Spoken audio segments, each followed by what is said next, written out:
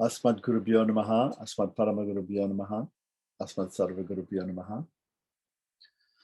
So we're continuing our discussion of Hari Bhakti Vilas, fifth Vilas, and we came up to the section on Shalagram Shila, which is the last major section of the fifth Vilas. And we covered, up until this point, we've done the preliminaries for the external worship of the deity, so including yasas and different prayers and things that we have to do before the Buddha Shuddhi, pranayam, meditation, manasika puja, all these different things we've done up until now. And then we've also done after the manasika puja, the internal worship. Now we're doing the external worship. So before we continue on with the external worship, Gopal Bhatta and Sanatana Goswami want us to be familiar with the forms of external deities that we can worship. So we went over the different forms of Vishnu and different forms of deities that are there externally. And now we're going to talk about the self-manifesting form of the Shalagam Shila. Last section of the fifth Vilas, text 296, it says Atah Shalagam Shilaha. Shilaha is plural, and it means we're going to be discussing thus Shalagam Shilas. Shila means, in Sanskrit, means stone. Shalagam is the sacred place that the stones are found. So let's see what it has to say. So in the Gautamiya Tantra, it's stated, there's a large area of the Gandaki River known as the Shalagrama Stala, so the place of Shalagrams. Stones found there are called Shalagram Shilas. Okay, so this is basically a definition of what a Shalagram Shila is. Basically, it's a definition. If there's a stone that comes from that place, it is considered to be a Shalagram. Now, in other sampradayas, in other Vaishnava sampradayas, there may be other definitions. Some people define them as only those stones that come from that place that have specific markings like that appear to be like the discus or the chakra weapon of Vishnu. And others say any stone from that place is considered to be a Shalagram and can be worshipped as. So we'll see. There's going to be a description of Shalagram Lakshanas or qualities of different Shalagrams. So we'll see what it has to say. So let's keep going. But this, in the very beginning of the discussion, usually when you see the word Atah in Sanskrit, it means it's the beginning of a particular discussion on a particular topic, right? So normally Sanskrit writers, authors, what they do is in the beginning, they give a definition. So this is a definition given. There's a place which is in modern day Nepal, mostly, although the Gandaki River flows down into India. Still, in modern Nepal is this river, the Gandaki River. And there's also a Puranic story about how Lord Vishnu became cursed by Tulsi to become a stone, and the Shalagram Shila is the self-manifest form of Vishnu that appears in that place. Okay, so continuing on, text 297 to 298 in the Skanda Purana, which is of course the largest Purana, right? We have some statements. There are various kinds of Shalagram Shilas, such as smooth, black, yellow, blue, rough, red, large, without any marks, brown, in the shape of a frog, broken, having many chakras, that symbol of Lord Vishnu, right? Having only one chakra, having a big mouth, big opening, having large chakras, having parallel chakras, having overlapping chakras, having broken chakras, and having a mouth towards the bottom. Okay, so now all of these words in Sanskrit here may be technical words in the descriptions, and therefore, for instance, the word rakta means a particular color, a rusty red type of color, right? So there's pita, nila means yellow and blue, but there are different types of blues, different types of yellows. So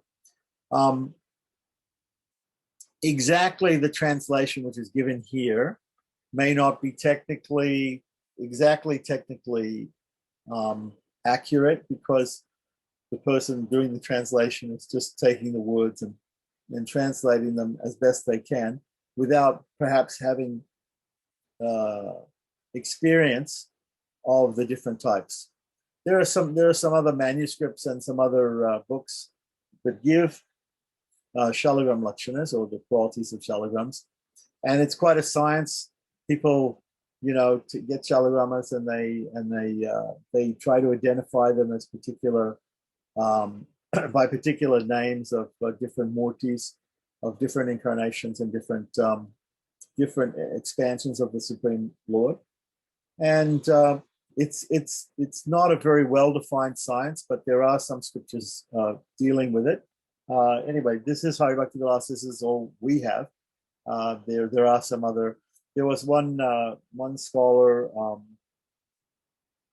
who was a disciple of Bon Maharaj's in Vrindavan. His name was Asim Krishna, and he was a Westerner, an American called Alan Shapiro, and he did his PhD at Columbia University in New York on Shalagram Shila Lakshanas. Okay, he had Srivatsa Goswami from the Radha Raman temple in Vrindavan access for him a colored manuscript, with colored pictures of Shalagram Shilas in it.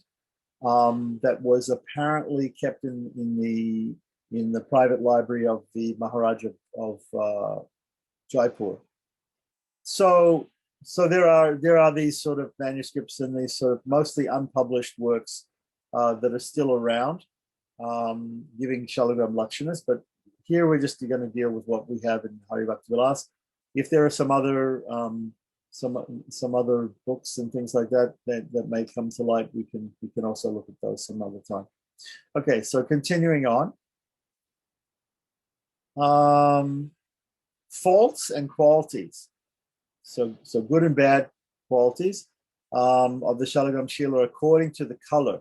Now, most of us who are familiar with the worship of Shalagram or Shalagram Shilas, we mostly see black Shalagrams. Mostly it's a black stone with scholars or Westerners might consider them to be ammonite fossils. This is what they look like, and it's a very heavy stone. But they do come in other colors. For instance, I do have a Rakta color, or a rusty red color Shalagram. But mostly we see them in this black color. So let's see what it has to say here. Text 299. A smooth Shalagram Shila, and a lot of them are smooth because they're rocks which are in the river, and over a millennium they've been smoothed down by the action of the water. A smooth Shalagram Shila awards perfection in the chanting of mantras. A black Shalagram Shila awards fame. A pale Shalagram Shila, not exactly sure. Pandara here may be the word for pale. And pale may mean cream or light white. I've never seen a Shalagram like this. But pale Shalagram Shila destroys all one's sinful reactions. And a yellow Shalagram Shila, which I have also never seen, blesses one with a good sun. So here we're going to find a lot of what we call pala shruti here, a lot of description of the fruits of worship, either good or bad, of these particular Shalagrams. But we'll say more about that in a minute. So text 300, a blue Shalagram Shila increases one's wealth. A red Shalagram Shila causes illness. A rough Shalagram Shila causes anxiety. And a crooked Shalagram Shila makes one poor. So it sounds like we're getting set up for really picking the proper Shalagram Shila to worship, so that we don't get any bad reactions. So let's have a look. And this was the mentality also in ISKCON in the beginning of the worship of Shalagram Shila, that people had these. People were afraid of worshiping Shalagram Shila because of some bad reactions or something like that. So here we have what is this text? Text 301 to 303. Continuing on, a large Shalagram Shila always takes away one's duration of life. And we're going to see here, I believe there's a the sloka coming up, which says smaller shalagrams are better to worship. And there's a reason for that. When we get to that verse, then we'll discuss that. A large shalagram shila takes away one's duration of life. Now, what exactly large means will also be discussed in a minute. So, and worshipping shalagram shila without a chakra is useless. This is, in general, the attitude of some Vaishnavas, like the Madhvas, Madhva Vaishnavas, who tend to insist that a shalagram should have a chakra. Well, some people do anyway. Let's say some people insist that there should be a chakra. Otherwise, they don't consider that shalagram to be useful for worship. But in fact, I think we'll see, according to Gaudiya Vaishnavism, normally, and most Vaishnavas will accept any stone from that area, like from the river Gandaki, is worshipable. But here it's saying, there's one verse that says if there's no chakra, it's useless. So a brown shalagram shila mixed with other colors, a broken shalagram shila is one, as well as one with many chakras, one with only one chakra, one that has a large mouth, one that has big chakras, one with overlapping chakras, one with parallel chakras, one with a broken chakra, one who has its mouth down towards the bottom, which we just heard about, causes great distress to the worshiper. Okay, so we're gonna find that there are these different descriptions, and there may even be some contradictory statements here, which have to be rationalized and have to be understood. Okay, so the cause distress of the worshipper. Text 304 and 305 from the Agni Purana. There's a mention of Shalagram Shila. So he's taking verses from all over the different Puranic sources to give us an idea of the Shalagram Lakshanas, or the qualities of Shalagram. By worshipping a Shalagram Shila that has a mouth like a snake, a broken Shalagram Shila whose chakras are not of equal size, or whose chakras are covered, or whose middle portion has raised chakras, or by worshipping a Nrsimha Shila, a brown Shalagram Shila, a Shalagram Shila that creates a doubt about its roundness. Well, I would think it's either round or it's not round. I don't see how it creates a doubt about its roundness, but anyway. A Shalagram Shila that has encircling chakras, one receives only distress. Okay, so that we're getting a lot of warnings here about worshipping different types of shalagrams. Text 306 and 307, which I assume is continuing from the Agni Purana. These shalagram shilas award perfection and auspiciousness to the devotee if they are worshipped with unalloyed devotion. Okay. Some people, when they look at verses like this, they will emphasize the point about unalloyed devotion. And they'll say, well, you may get a result if you have unalloyed devotion, but if you don't have unalloyed devotion, you're not going to be successful in your worship. But I think this is maybe reading a little bit too much into this sloka. Okay, so those that are smooth, black, round like a pearl, genuine. Obviously, we want to worship a genuine Shalagram Shila and not a fake Shalagram Shila. I have known people who worship fake Shalagram Shilas. And in fact, if you go to Calcutta, in Kalighat area, and in some other places in India, you will find what we call Jaipur Shilas, which are simply pieces of marble which people have carved their mouths in, and they're selling them as fake Shalagram Shilas. So we definitely want a real Shalagram Shila, a genuine Shalagram Shila to worship. Having equal chakras in the shape of Varaha, the boar avatar of Lord Vishnu, having a deep navel, very small, having the form of Vasudeva, having a proper mouth, the size of an amalaki fruit. If anybody knows what an amalaki fruit is, an amalaki fruit is amra, or it is a small Chinese Indian gooseberry, which is perhaps a little bit bigger than a grape, with the size of a grape. a large grape.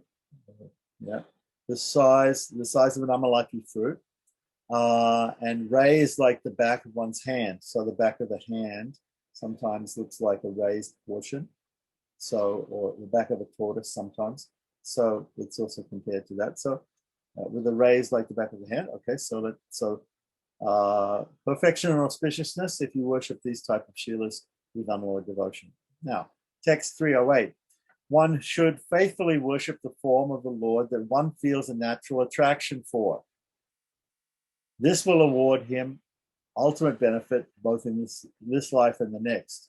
Okay, so after giving this description of all the merits and demerits of certain colors, shapes, forms, textures of shalagrams, what the author is saying here at the end is the conclusion of this small section is that if you're attracted to that form of the Lord, then you should worship it.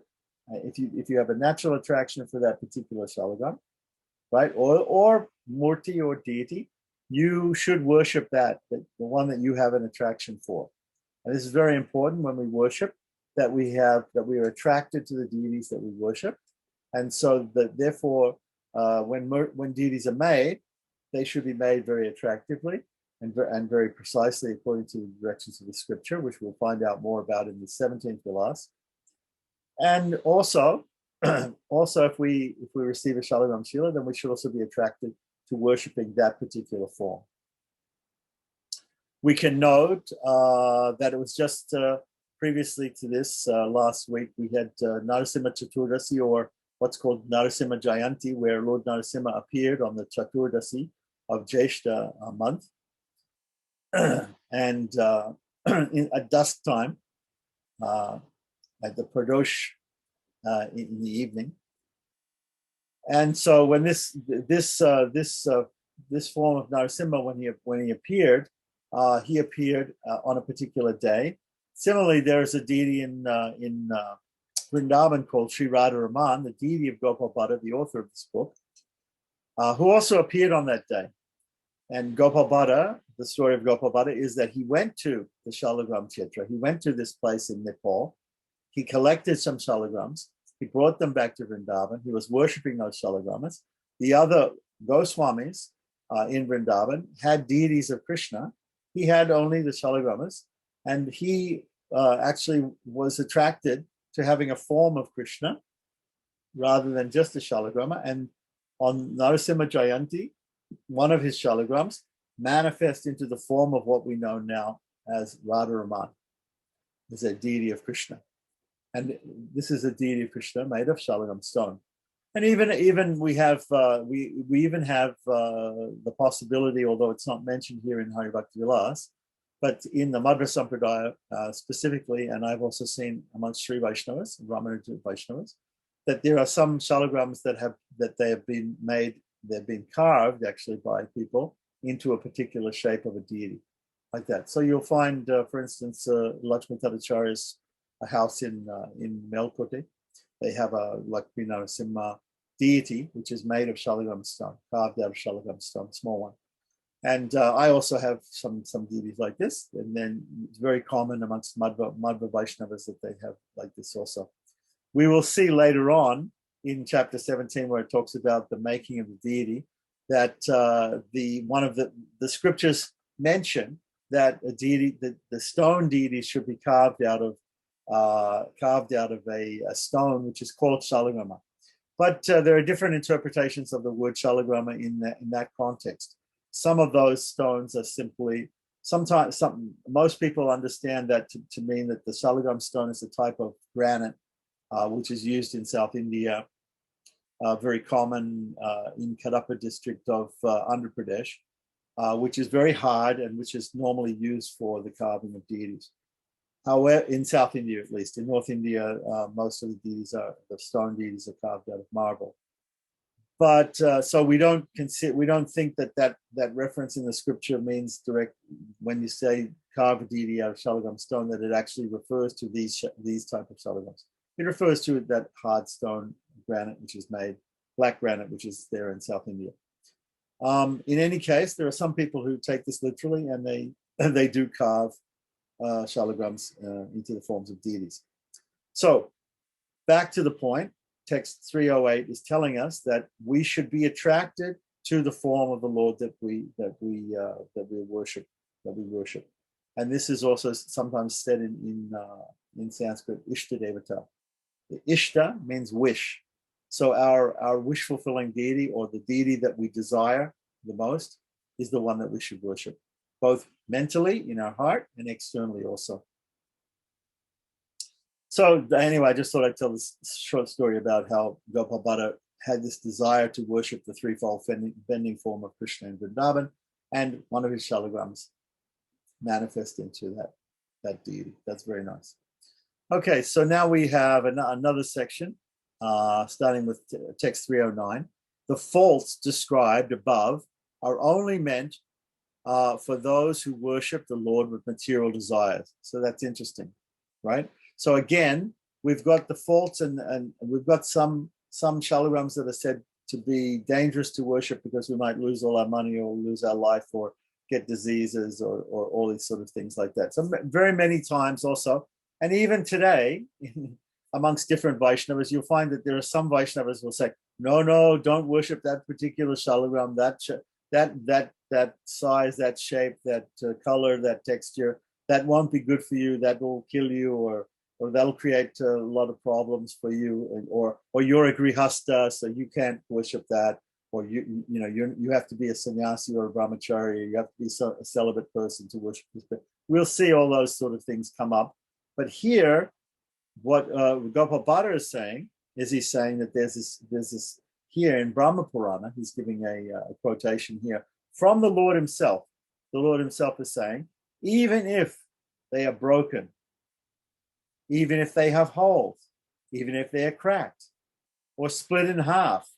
I knew a person who was worshipping a shalagram, and he dropped the shalagram and the shalagram broke in two. What happens after that? We don't put the shalagram back with glue, but in fact, we can worship both parts of the shalagram. He has now two shalagrams. So, of course, we don't go about breaking shalagrams, although some people in Nepal have this theory that there is gold inside shalagrams, and so they like to break shalagrams. But that's not a fact, and therefore we certainly shouldn't break shalagrams. Even if we're looking for gold, we shouldn't break shalagrams. It's an iconic form of the Lord, a self-manifest form of the Lord, and therefore it should be respected and not broken. Okay. Which is what people will also say about the people who are carving shalagrams, that maybe you shouldn't do that because that's not a very good thing to do to a self-manifesting form of the Lord. So there are arguments either way, but anyway, let's go on. The point being made here is that even if a shalagram is broken accidentally, we don't want to do it on purpose, right? That both halves of that shalagram, or a piece of that shalagram, is still a shalagram and is still worshipable. So even if they're broken, have holes, are cracked, are split in half, or have an odd appearance, there is no fault in worshipping any shalagram shila that is manifested at shalagram stali. In other words, the place of shalagrama, coming from that Gandaki region in Nepal, from the Gandaki River, there is no fault in worshipping any stone from that place. The definition was given at the beginning, and here again he's reiterating that although there may be some statements in the Puranas that we've seen, we saw from Agni Purana, we saw from Skanda Purana, there are some statements. This is good, this is a bad shalagram. This is a good shalagram to worship, this is a bad shalagram to worship. None of those, the conclusion, usually we give different arguments, and at the end we give the conclusion, or what's called the Siddhanta in Sanskrit. The Siddhanta of this part is that we should not, and the Lord himself is giving this pramana, this proof from Brahma Purana, that any shalagram, a broken one with holes in it, split in half, it looks sort of weird, bad appearance or whatever it is, there is no fault in worshipping any of these shalagram shilas. But again, we should be, the main thing is we should be attracted to that form that we worship. Okay, so continuing on. So next time somebody tells you, no, you shouldn't worship that particular type of Shalagram, you can quote that from Brahma Purana. These are conclusions that the Goswamis have come up with, because the scriptures are full of sometimes contradictory statements, and we want to make sure that people understand. The main important thing that we've read in the last few verses is that that devotion is required, and that it should be unalloyed devotion. We shouldn't be looking for these different merits and demerits to come to us from our worship of the Lord. We should simply be wanting to worship him. So in text 310, okay, from Skanda Purana, it says, Sri Rudra, which means Lord Shiva, there is no harm in worshipping a broken, cracked, or otherwise defective Shalagam Shila, right? He's written the word dosha, but having a defective. So there's really no defects in Shalagam Shila. Shalagam Shila is perfect because Shalagam Shila is the self-manifest form of the Lord. There can be no defects. While we're on the topic of self-manifested deities, there may be some other self-manifested deities that we come across. And sometimes those deities, like for instance, in the holy place called the Hobalam in South India, which is mentioned in the Brahmanda Purana, which is an avatar stala or a place of the appearance of Lord Narasimha, according to Brahmanda Purana. So in that place, there are some self-manifest deities, and over the many millennium of being worshipped, those deities have also they've undergone some change because of the washings and the different abhisheks and everything like that. So then sometimes they need to be replaced, but the deity itself, because it's self-manifest, right, remains a worshipable object, remains the Lord himself. Whereas if we have a deity which we make ourselves, we fashion ourselves out of wood, marble, or metal, and that deity becomes broken or defiled in some other way, which we're going to learn about in the end of the 19th chapter of Hari Bhakti Vilasa, which is about pratishtha or installation of a deity. That deity needs to be reconsecrated, or it needs to be repaired, or in some cases needs to be totally replaced if it's cracked or broken or whatever. We'll learn about that later in the 19th Vilasa. So enough about that. But self-manifest deities are the Lord always will inhabit that deity. The Lord always will accept worship through a self-manifest deity, no matter what condition it's in. Not so for man-made deities, let's say. Okay? All right. So there's no harm in worshiping broken, cracked, or otherwise defective Shalagam Shila. The devotee should worship that form of the Lord to which he is naturally attracted. So once again, Lord Shiva here in the Skanda Purana is emphasizing that we should be attracted to the deity that we worship. Text 311 and 312. It is also stated, so we don't know if this is also coming from Skanda Purana, but maybe not.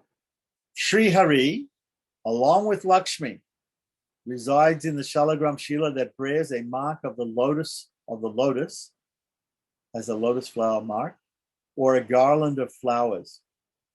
In the opinion of some learned authorities, shalagramas that are smooth and display other fine characteristics are to be considered primary, and shalagramas that are red or that display, and again I believe the word rakta is mentioned here, it's a type of rusty dark red, not a really bright red, or that display other discrepancies are to be considered secondary. If a primary Shalagam Shila is not available, then one should worship a secondary Shalagam Shila. Okay, so here is a little bit more elaboration or definition. He's talking about primary and secondary. So we have some very nice forms, some naturally very nice Shalagams that correspond to very nice scriptural descriptions, and then we have some colors and some other descriptions of shalagrams which are considered secondary here. Okay, so this is according to some people. So it's not necessarily everybody's idea that we grade shalagrams like this. And in fact, I would say that most Vaishnavas would consider that looking at shalagrams and saying one is better than the other is not really a Vaishnava thing to do. Just like when we look at deities, we don't make a distinction. We don't say this deity is better than that deity. But however, there are certain deity forms that we are more personally, that each person may feel more attracted to than others. Right. So here it was being emphasized that we should feel attraction for the deity form that we worship. So let's continue on with talking about that. By the way, I have never seen a shalagram with a mark of a lotus. Sometimes there is a crack or a ring around the middle of a shalagram, and sometimes this may be considered to be a garland of flowers, or also this can also be, I think we'll read this as coming up, this is also considered to be a mark of a shalagram that includes Lakshmi, right? If you see this ring, a crack around completely around the deity. In any case, here it's mentioned Sri Hari along with Lakshmi resides in the Shalagram Shila. All right. So now this brings up the point about how Lakshmi is never separated from Lord Narayana, Lord Vishnu. Right. So Lord Vishnu is, of course, Vishnu means all pervasive. So he's all pervasive, and Lakshmi is also there with him. And in deity form, he's always got on the right side of his chest what we call the Srivatsa, which is the mark of Lakshmi. So it's understood that even if you go to a temple of Vishnu or Narayana or Krishna or Rama, whatever like that, that his consort is always there also. So in the case of Krishna, Radha, or Rukmini, Satyabhama, in the case of Rama, Sita, will be also there along with the deity of Krishna, Rama, or any other Vishnu avatar. Lakshmi is included. Sometimes we go to temples and we see that there are separate deity rooms for the main deities of Lakshmi and Narayana, or Vishnu and his other consorts, in his other avatars. And sometimes we see them together in the same main deity room. Okay, so, but we should understand that the Lord is never separated from his consort like this. Now, there are different philosophical understandings of how this can be, because some people don't see, some Vaishnavas consider the Lord and his consort to be a type of conglomerate Godhead. They consider them to be, they consider the divine couple, Lakshmi Narayana, Radha Krishna, like this, Sita Rama, to be the Godhead. So they consider the form of God to be incomplete unless it's in the form of a couple. They don't just worship Krishna, but they also worship Krishna with Radha. They always worship Krishna with Radha. They always worship Lakshmi with Narayana. They always worship Sita with Rama, Rama with Sita, like that. So there are some Vaishnavas who have that conception that God is a dual form, and one part is male, one part is female, like that, or appears in that way. You can't say that God is actually male or female. He's beyond all of that. We refer to him as he, but maybe we can also refer to him as she. In the form, he came in a female form as Mohini also. So it's not that God has a gender that we understand like that. So to get back to the point, some people conceive of Lakshmi, Radha, Sita, Rukmini, Satyabhama, these consorts of the Lord as being non-different from the Lord, as being God also, and therefore being able to be present everywhere in their swarupa, in their form, in their essential form. So that is called Swarupa Vyapti. That doctrine is called Swarupa Vyapti, and it's held by some Vaishnavas, specifically the Northern Vadagalai school of Sri Vaishnavas, more Ramanujas accept that. The Southern school of Tengalai Sri Vaishnavas do not accept that. They accept that Lakshmi is with the Lord, but she is not with the Lord in the sense of her swarupa, or her essential nature, but she is all pervasive through her qualities, and that is called guna vyapti. So that's another philosophy. I'm not exact. It seems very much to me that the Gaudiya Vaishnavism follows the idea of Swarupa Vyapti, the doctrine of Swarupa Vyapti. But each different branch of Vaishnavism may have a different take on this. Exactly. Some people see Radha, Sita, Lakshmi as a god. Other people see her as the greatest servant of God, and being perhaps the greatest sentient being other than God. Right? God is the greatest sentient being, and Lakshmi is the second greatest sentient being, or Radha, but she is the supreme personality of Godhead servitor, as Srila Prabhupada used to say, that she's the supreme personality of Godhead servitor. So exactly the difference between Lakshmi and Narayan, because when we're conceiving of God, we conceive of somebody who is unequaled. So when we conceive of God who is unequaled and unbettered, no one is greater or equal to God.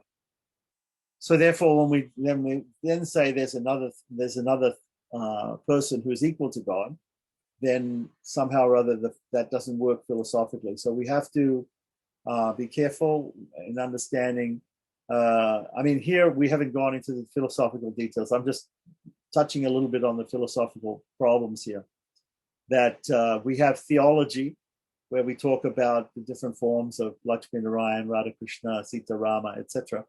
And then we have the philosophical doctrines underlying all of this, trying to understand how we can have two separate personalities that we both call God, or is it that one person is the supreme personality of Godhead, the other person is the supreme personality of Godhead servitor, as Srila Prabhupada used to say.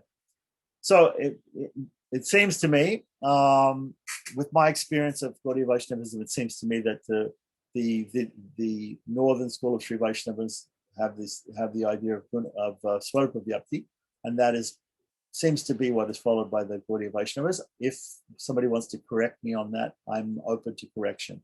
But that seems to be the pattern that they follow, the doctrine that they follow.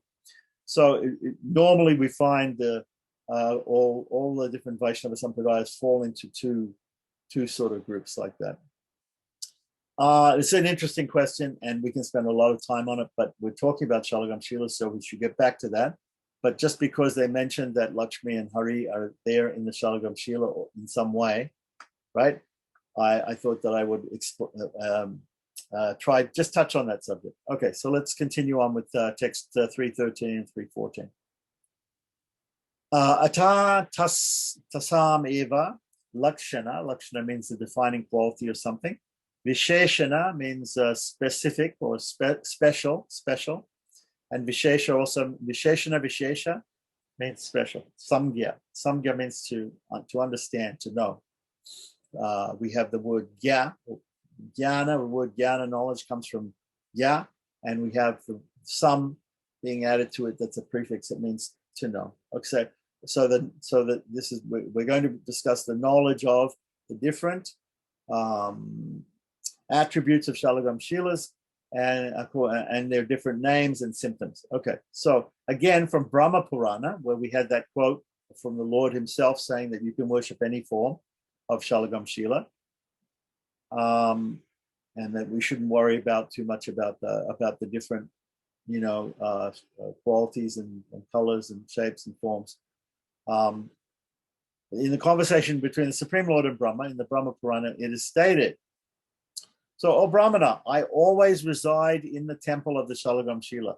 So the Lord is saying, I always reside. I'm always there in the Shalagram Shila. Now, again, philosophically, we understand Lord Vishnu is all pervasive. Krishna is all pervasive. He's everywhere. He's within every atom. So he's everywhere. But specifically, he's always there in the Shalagram Shila and can always be immediately worshipped in the Shalagram Shila, whereas the Lord is everywhere else in all creation, in all matter. But we require to pray to him in a certain way, which is called pratishta, and enliven him, which is called prana pratishta, to reciprocate with us, to accept our worship, our iconic worship, our external worship, and to bless us in certain ways. And good or bad, he accepts our worship, good or bad. So if we make mistakes, then we suffer for those, and if we do something good, we get blessed by him. So the idea is that we need to we can always immediately worship the Shalagram Shila without any prana pratishta, without any other rituals of calling the Lord to be present there and to accept our worship. And more about that in the 19th chapter, of course. So now hear from me about their names according to their characteristics and chakras that they possess. So sometimes we count the number of chakras. We'll find later on when we talk about Dwarka Shilas, it will explain about the numbers of chakras are very important. Those discus-shaped designs that come on the Shalagams. So the Shalagam Shila that has 2 chakras in front and is white and is very beautiful is called Vasudeva. So text 3:15. Now we're going to get a long list of different types of Shalagams according to their number of chakras and colors, and the names also will be given to those particular ones. So there are 2 ways of identifying Shalagams. One is by bhava. We can look at a Shalagram and we can think, oh, this is I see Narasimha, I see Varaha, I feel that this deity is Vishnu, I feel this is Rama, I feel this is Krishna, like that. Or we can look in the scriptures and we can look for particular attributes and that are discussed here, and we can identify a particular one. So here, what we're doing is we're looking at the particular scriptural shastric lakshanas, and once again, they can seem to be contradictory because you're going to hear about different descriptions that may sound the same, and yet another name is given.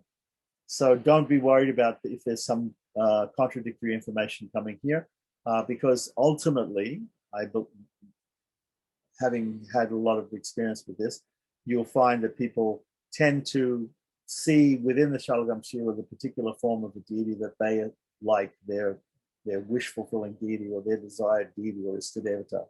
So the Shalagam Shila with 2 chakras joined together on the right side. So now what exactly means the right side, but if you turn it around, it's going to be on the left side. I don't know. So, and which is slightly reddish and is very beautiful, is known as Sankarshana. Now, just before we heard that a red Shalagram was considered by some people to be a secondary type, right? So here he's giving it as a primary type. He's giving a lot of importance to it. So as I said, there may be a lot of slightly contradictory views here on these things, which we can rationalize. Anyway, so this one with two chakras joined on the right side and slightly reddish is very beautiful, is called Sankarshana. 3:16, the Pradyumna Shila. So here he's going through, which is very interesting. He's going through, first of all, the major forms that he went through when we discussed the murtis of the Lord. So continuing on with text 3:16. And I just wanted to mention here that Gopal Bhatta Goswami, he is first of all showing us a Vasudeva Shalagrama, then Vasudeva Sankarshana, and then Pradyumna, and now Aniruddha will be coming up in the next one. So just as he showed us the different forms of the Lord, the different murtis in a particular series, starting with the Chatavyuha, Vasudeva, Sankarshana, Pradyumna, Aniruddha, then Keshava, Narayana, Madhava, the Upavyuhas, right? Keshava to Damodar. So similarly here he's showing us the same names of the Lord of those forms and going from these primary forms to their expansions like that. So we had Vasudeva, Sankarshana, and now we're having in 3:16 Pradyumna. The Pradyumna Shila has a fine chakra and is yellowish. The whole of his mouth is deep, and sometimes there are many other holes. Text 3:17, the Aniruddha Shila is blue in complexion, round in shape, very attractive, and had 3 lines near the mouth, and is decorated with the mark of a lotus on his back. Text 3:18 to 3:21. Now we're going to see, now what did I say? So Vasudeva, Sankarshana, Pradyumna, Aniruddha. Now we're going to talk about Keshava, Narayana, etc.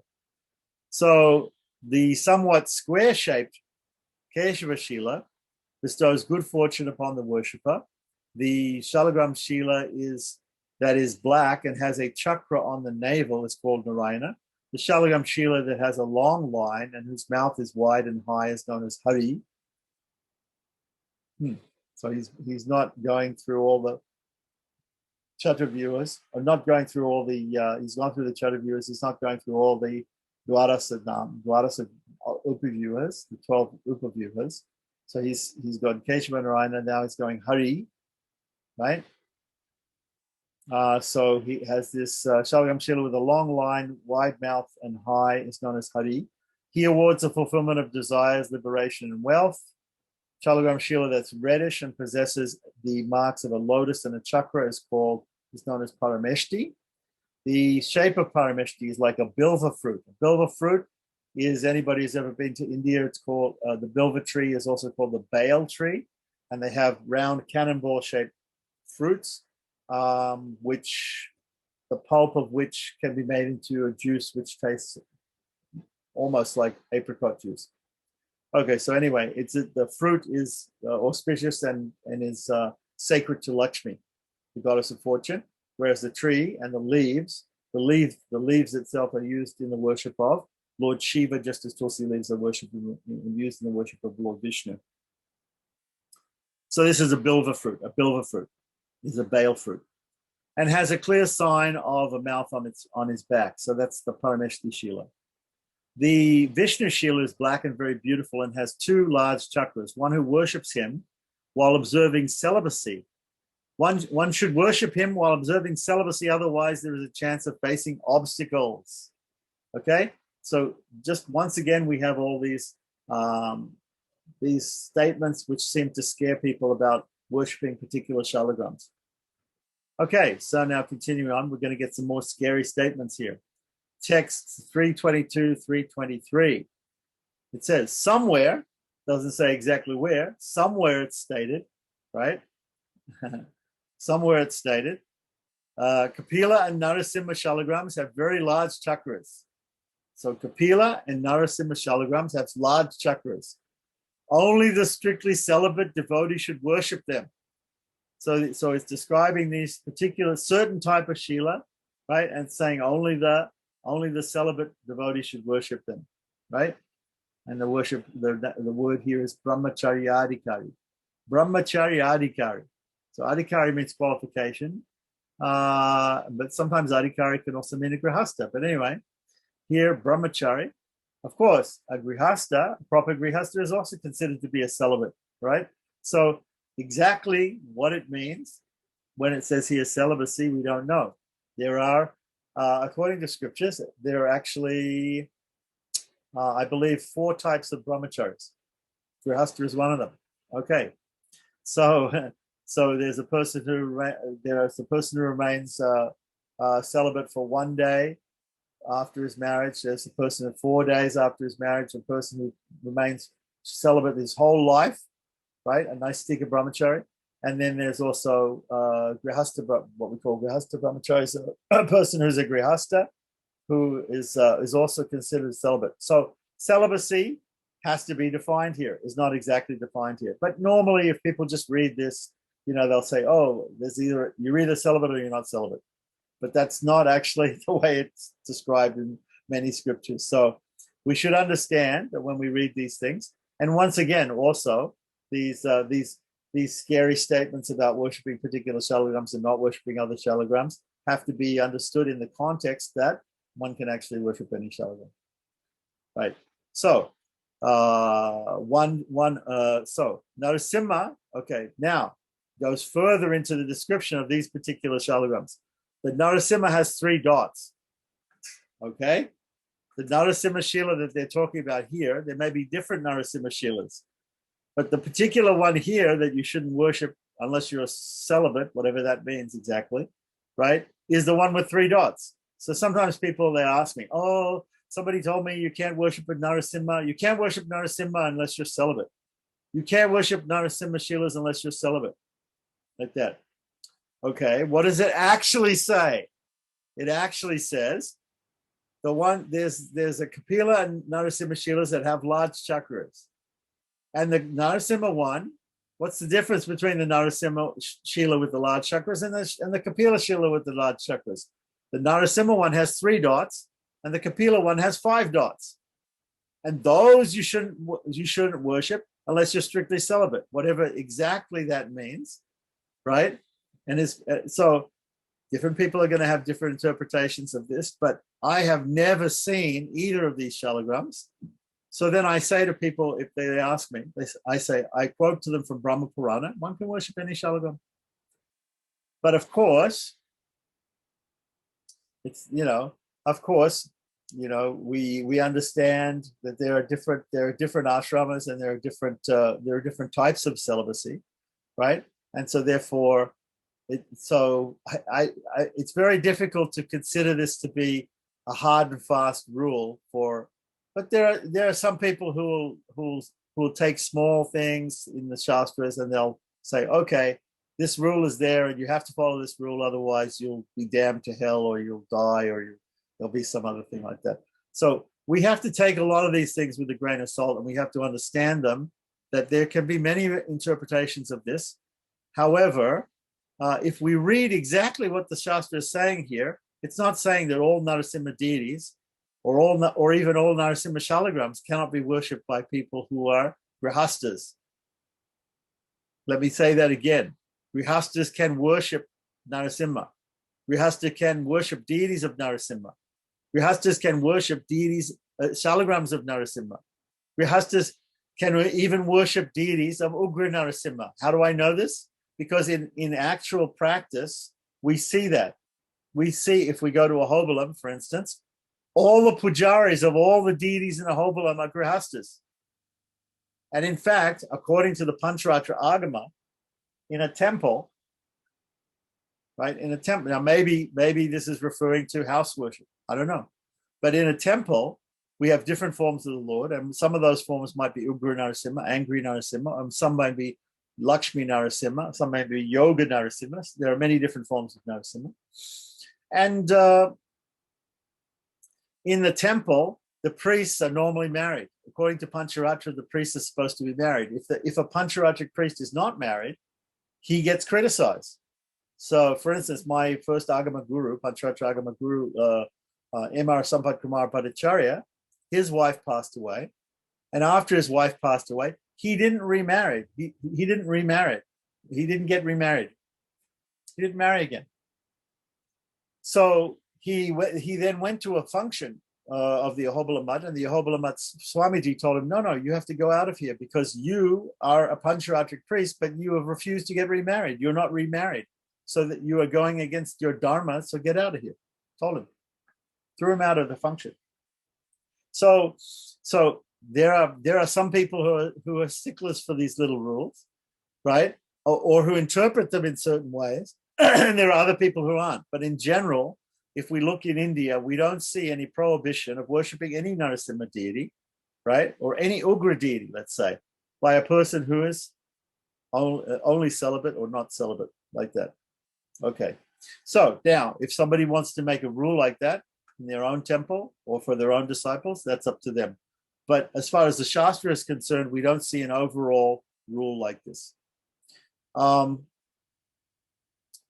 Anyhow, there are many people who will say, wouldn't you rather, as a grihasta, wouldn't you rather worship Lakshmi Narasimha? And it's fact that many, many grihastas do favor worshipping the Lord with Lakshmi in a more friendly form, rather than the Ugra Narasimha killing Hiranyakashipu. Okay, that's fine too. There's no problem with that. So anyhow, this is an interesting sloka. If somebody comes to me and asks me the question, I'll point them to this sloka. I'll say, okay, do you have a shalagram like this with 3 dots? Has it got large chakras and the 3 dots? Can it be actually identified as this particular type of shila? Then, if it can, your second question is, interpret the words here. What is it meant? What is meant by brahmacharis? In the Shastras, there's different types of brahmacharis. There's a Naistika brahmachari. Are you a Naistika brahmachari? Do you think it means Naistika brahmachari here? Or do you think the word brahmacharya here means a grihasta brahmachari? The word adhikari is mentioned. Grihastas are adhikaris. Okay, so it depends upon your interpretation of many things, how you'll actually implement this verse, right? And so for people who want to come to me and say, look, I've heard that you can't worship Narasimha at all if you're not celibate. You can't worship Ugra Narasimha if you're not celibate. I say, okay, fine. Show me the scripture. show me the proof in the scripture, yeah, I'll accept it. Up until now, no one has shown me. Okay, so therefore, I'm showing you this, and I'm explaining to you that there can be many, many different understandings of this. And in practice, we don't see it. We don't see it, at least in temples, we don't see it. Temples of Ugra Narasimha, there are many, many grahastas who do worship as priests in these temples. Okay, so if anyone other, it's very heavy here. If anyone other than celibate devotee worships them, he will face terrible difficulty. Okay, so, right. So somebody may pull this sloka out of Hari Bhakti Vilas and not want to follow anything else in Hari Bhakti Vilas, but only emphasize this one sloka, and say this is bad. And therefore, and they may interpret it in some way and tell you, therefore you cannot, Prabhu, you cannot come on the altar here, you cannot worship here because you're not a brahmachari, or you're not a Naistika brahmachari, or perhaps you're not a sannyasi or something. Yeah? That's up to them in their temple if they want to do like that, but I don't see anything in the Shastra that says like that. Okay, so let's continue on. And overall, we don't find the Goswamis are like that. Later on, you're going to see here in this very chapter, it's going to talk about women and Sudras being allowed to worship Shalagram, what to speak of Westerners, okay? So the Goswamis are very liberal, and so therefore, when we see the quotations like this, we shouldn't think that this is the general attitude of the Goswamis or Gaudiya Vaishnavas in general. It is not, right? So we must understand scripture in context. So don't just pull one cherry pick. We call this cherry picking. You pull one small verse out of some place and you say, no, this applies to everybody in all cases, in all circumstances. Okay, so let's continue on. Right. Now let's talk about another type of Narasimha here. So text 324, 325. Narasimha has two chakras inside his mouth. Okay. Many shalagrams have two chakras inside the mouth because the mouth, materially speaking, is caused by this ammonite fossil, right? And therefore, on the top and the bottom of the mouth will be the mark of this fossil. So it's very, very common to have a mouth or an opening, and inside that opening there are two chakras, one on the top and one on the bottom. So this is very common. So there are many shilas that are identified as Narasimha because of this thing. So his complexion is like that of molasses. Well, molasses can be black. Molasses maybe can be slightly brown. I'm not sure. Molasses is usually black. So on top, and now the thing is, molasses here is a translation of the word here, Guda Lakshya, Savarnakam. Okay, so Guda is gur, is a type of a country-made sugar, where in the fields, what they do is they get the sugarcane, make it into sugarcane juice and boil it in big vats. And they make this type of sugar, which you can get in Mexico or you can get in India. And it's brown. It's actually brownish. So when he says here, he should actually explain. It's a brownish type of color, right? So we have this brownish type of color. Another almost the same color, a little bit more red than this color of Gouda, right, is the Rakta that we talked about before. So for instance, I have a Rakta Shila. The Shila that I have is Rakta. It has two chakras in the mouth. It's definitely a Narasimha Shila if we go by these type of lakshanas. In fact, it's we could say probably it's an Ugra Narasimha Shila. So on top, there's a beautiful line that looks like a lotus. Okay, so he has numerous chakras and they are uneven.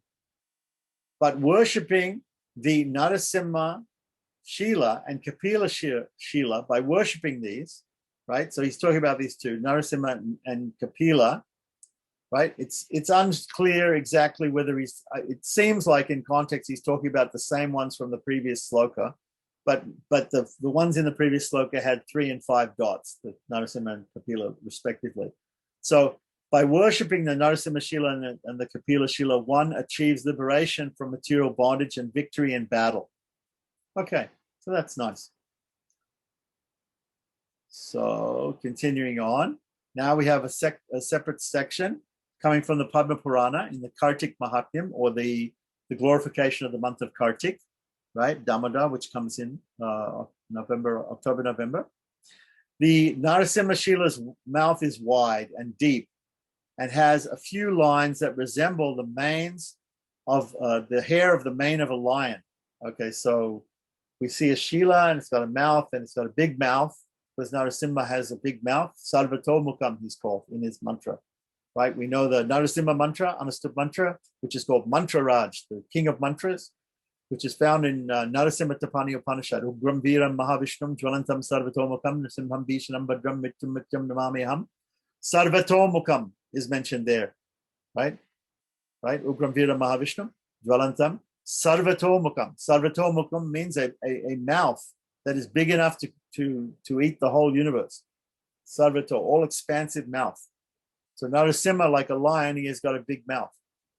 Okay, so here it's described Narasimha has a wide and deep mouth with a few lines on the side of the mouth, like the hairs of a mustache or a mane or a beard, right? A lion's mane. Because he's half man, half lion. The face is like a lion and the body is like a man. Now from the Brahmanda Purana, text 327, we continue on. After we talk about Narasimha, let's also talk about Varaha. Varaha. So Varaha is sometimes also considered to be a type of Narasimha. For instance, in Ahobalam, there is a Krodha Narasimha, which is in the form of Varaha. So there were these two demons who were the gatekeepers in Vaikuntha Jaya Vijaya, who were cursed to come to this world. And they came as the brothers Hiranyaksha and Hiranyakashipu. Hiranyakashipu was killed by Narasimha. Hiranyaksha was killed by Lord Varaha. So whenever we talk about Varaha and Narasimha, the worship of Varaha and Narasimha are very much connected, right? So here we're now talking about, after talking a little bit about some other forms of the Lord, including Narasimha, right? We're now talking about Varaha. So the Varaha Shila has two signs of Shakti. What does that mean exactly, Shakti? Not sure, right? And two odd lines and a complexion of the color of the blue sapphire and three heavy lines. He is very attractive, okay? So exactly what this means, that's why there are many of these books on Shalagam Lakshanas that actually have pictures. They have pictures and color pictures. There are manuscripts with color pictures in India that give us a better idea.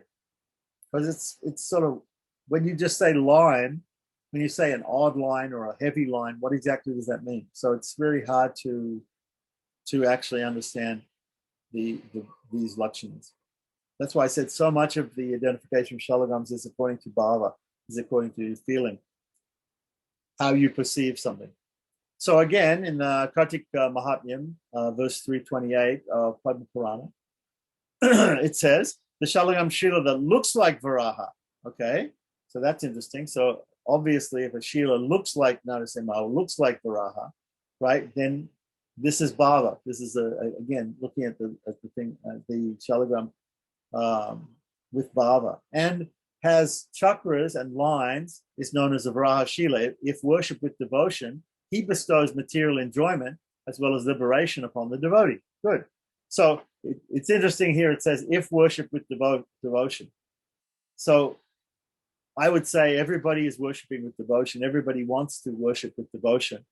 So here, why is it said specifically worship with devotion? Maybe some people are worshiping for some material gain, for some material, that is called sakama puja.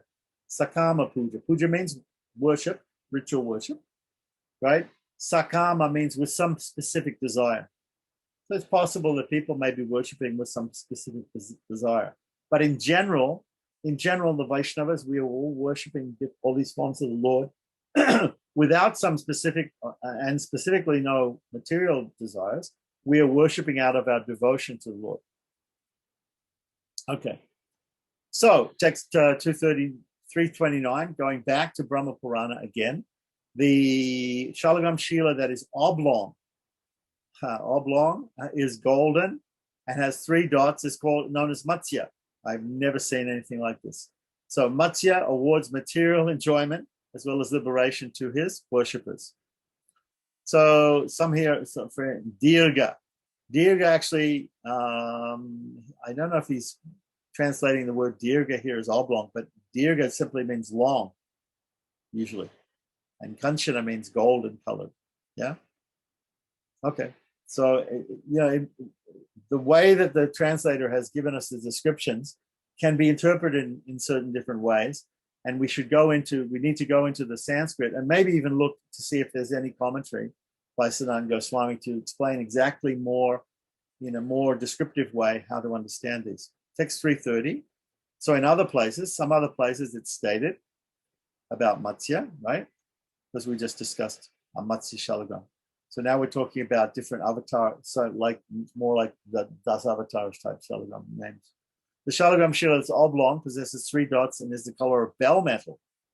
Bell metal can be, I wouldn't call bell metal exactly golden, but it can be shiny and looks very charming, is known as Matsya. Okay, so those two slokas seem to give us about Matsya Avatar. Again, in Brahma Purana, it says in text 331, the Shalagram Shila with the raised back, who is round, green in complexion, possesses the mark of the Kaustubha gem, is known as Kurma. Right? So raised back like a tortoise. That's why I said tortoise has a raised back, right? In the Padma Purana, again, in the Kartik Mahatmyam, see, he's going back and forth. I'm not exactly sure why he doesn't quote all the Padma Purana Kartik Mahatmyam verses first and all the Brahma Puranas together. And the reason is he's going back and forth and he's looking at particular names like Matsya, and he's saying, okay, here are these 2 quotes about Matsya.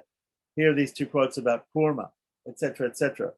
So he's instead of simply giving us a list from, as he could give us a list from Brahma Purana, a list from Padma Purana, which would list different names. He's specifying the particular names and forms and avatars of the Lord, and then he's seeing each one where it's said in the scripture, where it's described in the different scriptures.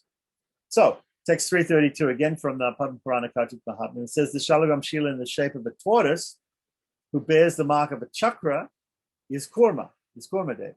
Right, so again, 2 slokas about Matsya, 2 slokas about Kurma. Right, now, back to from the Padma Purana Kartik Mahatmya, back to the Brahma Purana again. The Shalagram Shila, whose shape is like an anchor. Well, what exactly is the shape of an anchor? When I think of an anchor, I think of a Western style anchor, which might, be a metal rod with another few metal rods sticking out like that. It doesn't really, I've never really seen a shalagram or any stone in the shape of an anchor. But an anchor could be, in India, an anchor could simply be a rock with a hole drilled through it, with a rope attached to it, thrown over the side of a boat. That could be an anchor. So exactly what he means by anchor here, and he's translating a word in Sanskrit, and we have to go and see what is the word here. It looks like Hayagrivo Ankushakaro. Ankusha is not an anchor. Ankusha is a goad. We know the Ankusha Mudra. Ankusha is a goad for controlling elephants. So the translator has very, very taken a lot of poetic license here, and he said, this is an anchor. It's not an anchor. It's an ankusha. It's an ankusha. Right? So when you read Hari Bhakti Vilasa and you only know the English, and you only see what this English translator does, and you don't look at the Sanskrit, you don't look at the commentary, you don't meditate upon the meaning and with some knowledge of the Shastras, you may come up with a different idea. Here, ankusha, it's an ankusha. Ankusha, right? Who possesses many lines and chakras, and whose back is bluish like a cloud, is known as Hayagriva. Okay, so now we're talking about Hayagriva. Are we going to go back and talk and get another sloka about Hayagriva? Yes, we are. 334. We're going to get another description of Hayagriva, right? And what does it say here? Here again it says Hayagriva Ankusha Kare. Ankusha. It's an Ankusha. Again, he said it's an anchor, right? Lord Hayagriva's shape is like that of an anchor. He has five lines with many dots. Looks very attractive and is bluish. Okay, so text 335. Back to the Padma Purana. Again, we're going to get another description of Hayagriva. The Shalagam Shila, whose shape is like a horse's neck. Hayagriva means horse's neck. And who has lines is known as Hayagriva. If he is worshipped with devotion, he awards the devotee transcendental knowledge. And by the way, the particular form of the Lord, Hayagriva, was the one who killed the Madhu and Kaitaba demons who stole the Vedas away from Brahma and therefore returned the Vedas to Brahma, the creator. So Hayagriva is worshipped in the Madhva Sampradaya, Sri Vaishnava Sampradaya, mostly, as a deity of Vishnu to give us knowledge. So here that is confirmed by this statement from Padma Purana that if we worship a Hayagriva Shila, we'll get transcendental knowledge, not just ordinary knowledge, but transcendental knowledge, like that. So this is very much understood in Madhva and Ramanuja Sampradayas, and that's why they worship Lord Hayagriva for knowledge, like that. Specifically, the Madhvas do a lot of Hayagriva worship because of one particular Swamiji Vadiraj, who was dedicated to Lord Hayagriva. Okay, so continuing on with text 336, we have more about Hayagriva. So Hayagriva seems to be very, very prominent type of shalagram here.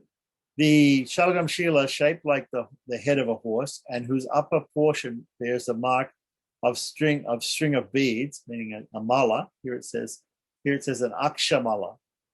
Akshamala, right?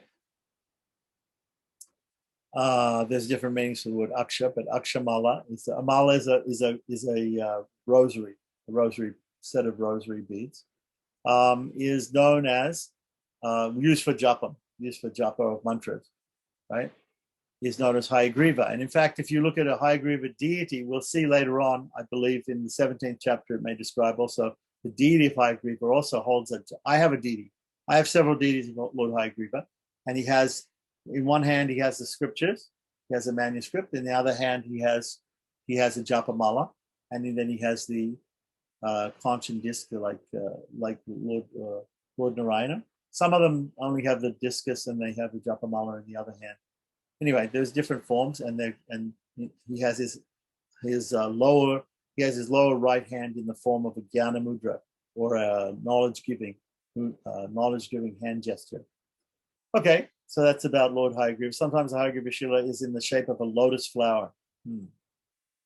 So text 337 in Brahma Purana again, the Shalagram Shila whose complexion is like that of a jewel. What kind of jewel? We don't know. Just says money varnabam. Now money, a lot of times the word money can mean pearl, right? Pearl would be a white or a pearl colored, marble, it's a sort of globe,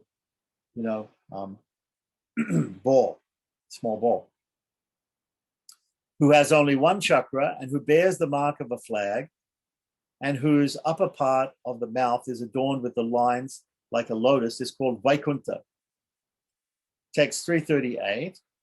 Sridhara is the Shalagram Shila that is decorated with the marks of the flower garland, whose shape is like a kadamba flower,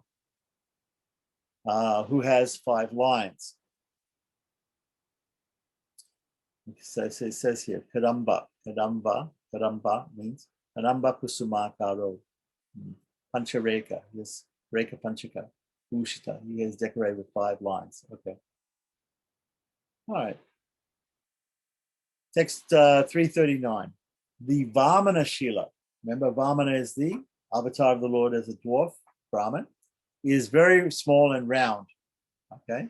So you would expect the Vamana Shila to be small because the Lord's appearance as a dwarf, he appeared as a small person. His color resembles that of a linseed plant and has many dots. So text 340. Elsewhere it said, the Shalagram Shila that's very small and shiny, who has chakras on the top and the bottom, is called a Vamana Shila. Then when the Vamana Shila is worshipped, he fulfills all of one's desires. So we have a few descriptions of Vamana here. Now we're going to see some other forms. Back to the Brahma Purana, text 341. The Shalagam Shila is bright, shiny, adorned with the marks of the club and chakra on the left side, and has two lines on the right side, is known as Sudarshana. Sudarshana. So this is a form of Lord Vishnu in the form of his chakra. So sometimes the chakra is conceived, the chakra of Lord Vishnu is called, or Krishna is called Sudarshana chakra. Sometimes the chakra is considered to be a separate personality, and sometimes the chakra represents Lord Vishnu himself. So sometimes it's considered to be a servant or a weapon of the Lord, and sometimes it's considered to be the Lord himself. So it's considered to be Vishnu Tattva. So here we have a Shalagam Shila, which is called the Sudarshana Shila. Now the Madhvas, sometimes they make rings with a Shalagram in them. The type of Shalagram that just is just the chakra, and they cut the rest of the Shalagram off, and they just cut the chakra off, and they use it in a ring or a pendant or something like that.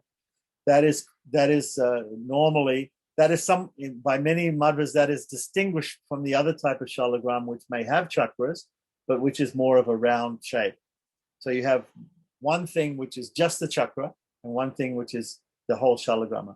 So the Madhvas usually will say that is a Shalagrama, and what they call this one, they call that as Sudarshana. Just the chakra itself, they call it the Sudarshana. Right? Okay, so here there's a description with the club and the chakra on the left side. Two lines on the right side is known as Sudarshana. Let's see if we get some more about Sudarshana here. Text 342, going back to the Kartik Mahatmyam of the Padma Purana, we have, whose lines are like a chakra, he is known as Sudarshana. If Sudarshana is worshipped, he awards one the fulfillment of his cherished desire. Good.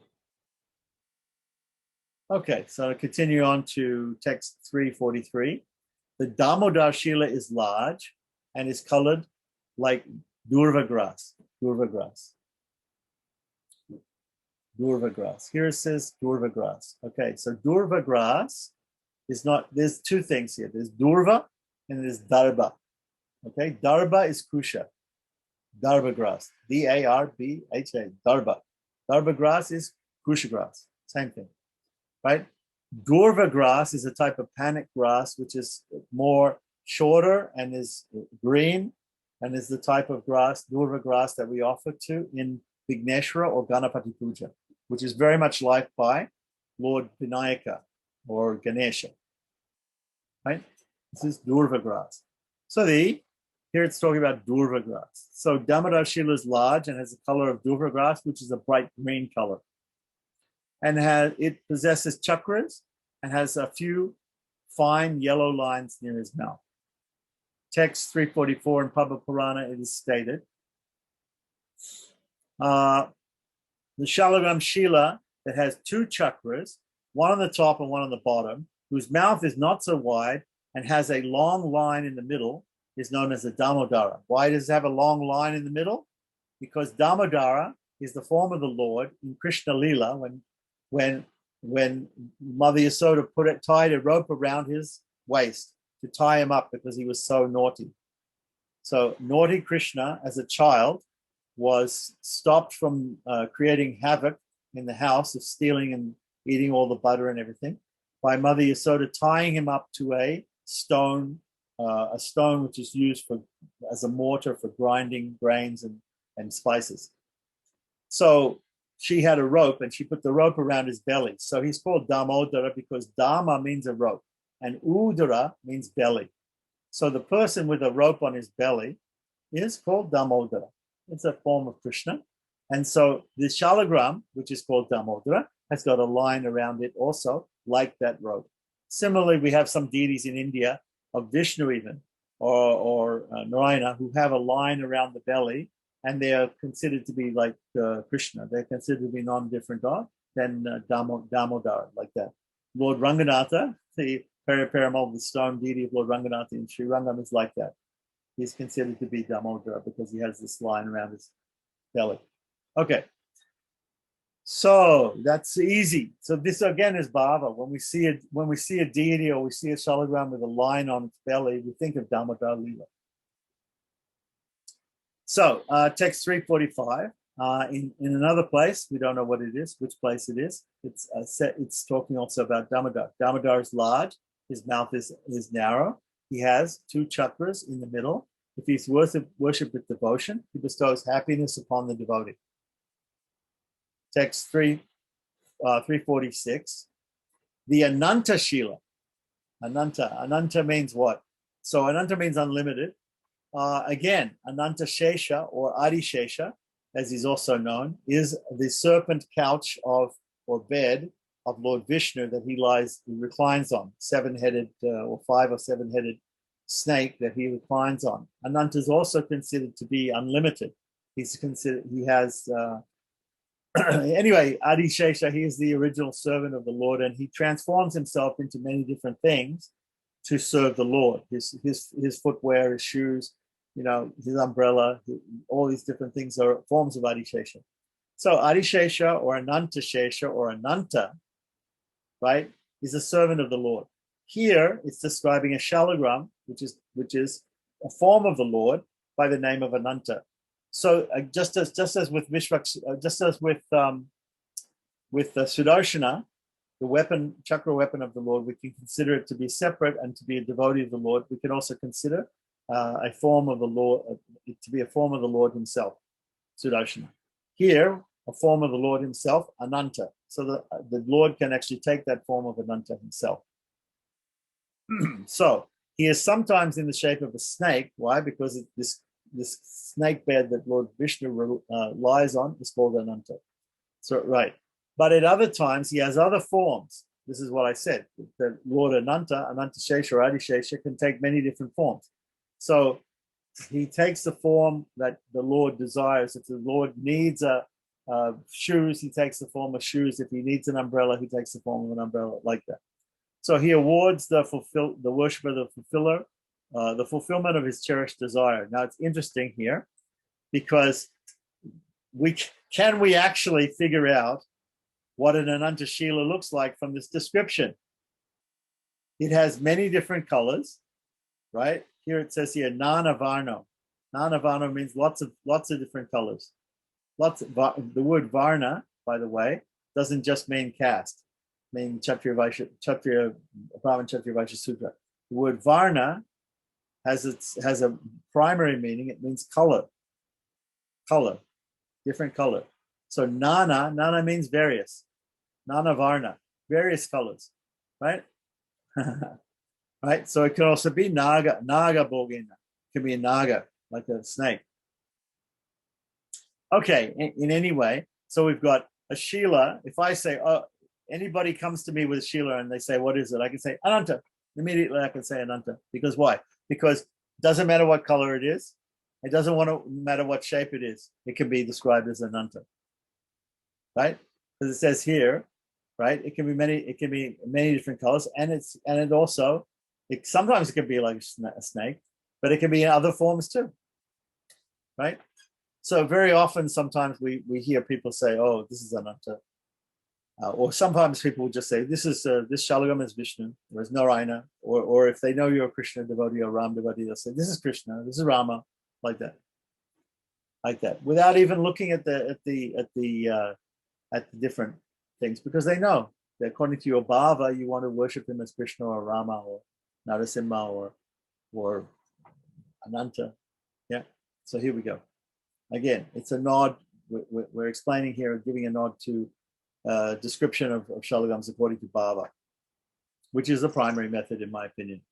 So text 347, again from the Padma Purana, it says, he who possesses many chakras and is of various colors is known as Ananta, and he fulfills all the wishes of desires of his worshippers. Now, whether it means all different kinds of colors simultaneously, or whether there are different colored Shilas and they could all be considered Ananta, but they have separate colors, it's not really clear.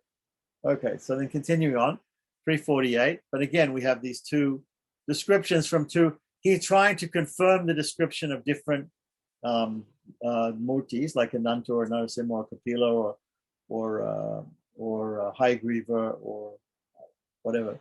He's by bringing at least one or two quotations that say the same thing from different scriptures. That's a very good method, right? Not just pulling one sloka from somewhere and saying it must be like this. Okay, so they're giving two to back up his descriptions. So text 348. The Shalagam Shila that is decorated with a chakra on top is known as Yogeshwara. He destroys all sins, even the killing of a Brahmana. Nice. So text 349 to 350. These may all be from Padma Purana, we're not sure.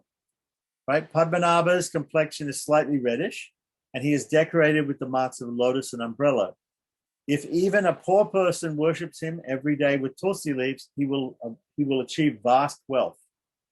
The Hiranyagarbha Shila appears like the moon and has many golden lines, and he is transparent and very as clear as crystal. I've seen some Shilas that people hold them up to the sun and you can see light through them. They're transparent. So I'm not quite sure about them, but here's a description of one being clear like crystal. Text 351. It's also stated, meaning probably from elsewhere rather than the Padma Purana, the Shalagram Shila that is shaped like a half moon, right, like a crescent shape, is known as Rishikesha. By worshipping him, the devotee can ascend to heaven and possess all objects of enjoyment. And it says here Swargam specifically, so it doesn't necessarily mean Vaikuntham here, but it means or the Vishnu's heaven, but it means the heaven of the different demigods or devatas. Okay, so now text 352, the Shalagam Shila that has two identical chakras on the left side, which is black and which is decorated with dots. Once again, we hear about these dots, is known as Lakshmi Narasimha. When worshipped, he blesses the devotee with material enjoyment and ultimately liberation. Okay. Nice. So, text 353. The Shalagam Shila that is dark and effulgent and has two chakras on the left side, and his chakra and one chakra on the right side is called Trivikrama. 354. The Shalagam Shila that is marked on his right side with a garland of forest flowers that sways back and forth is known as Sri Krishna. Nice. He awards his worshipper wealth, food grains, and happiness. Now, from the Gautamiya Tantra, text 355 says, only after many births can one obtain a Krishna Shila that is adorned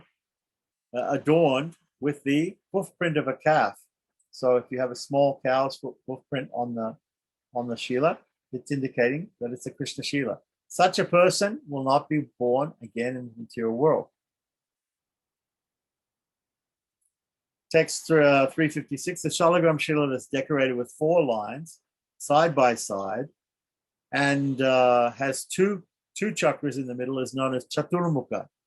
Now, it's interesting. The word Chaturmukha normally means Brahma,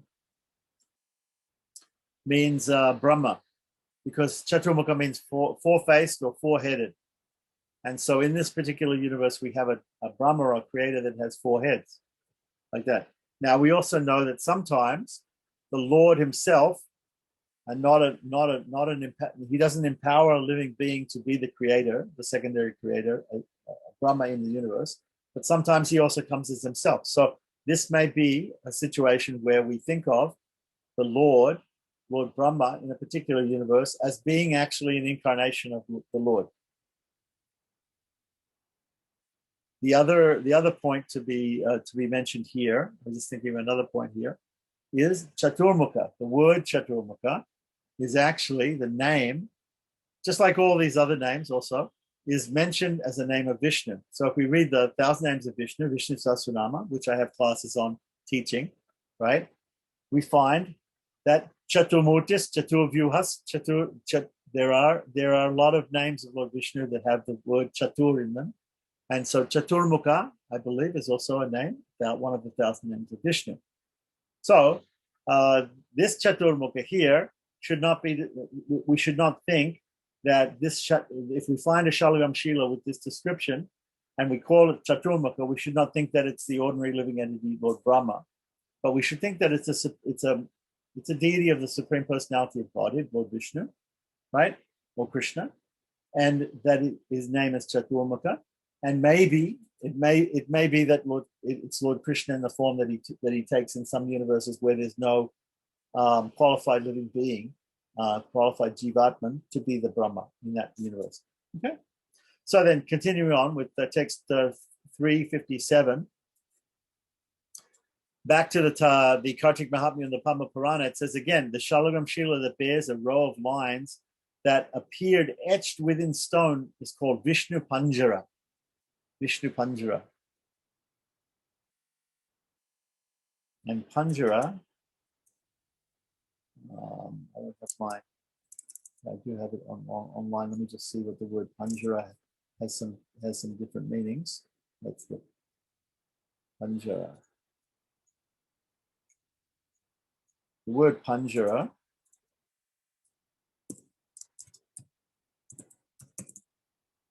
Panjara means a cage, an aviary, a dovecot, a skeleton, the body, can mean Kali Yuga, purificatory ceremony, a bulbous plant. Okay, so there's different meanings for the word Panjara. Okay, a row of lines etched within a stone. So if you see a row of lines like a cage, cage like, then it can be known as this Vishnu Panjara. Vishnu Panjara. Okay. Text 358. The Shalagram Shila that has lines resembling the coil of a serpent is known as Shesha, because Shesha, Adi Shesha, Ananta Shesha is considered to be like a serpent. And a serpent can be coiled up. When a serpent sleeps, they usually coil up like this. The Shalagram Shila, having two lines that resemble a lotus flower, as well as a long line and four other lines, is known as Janardana.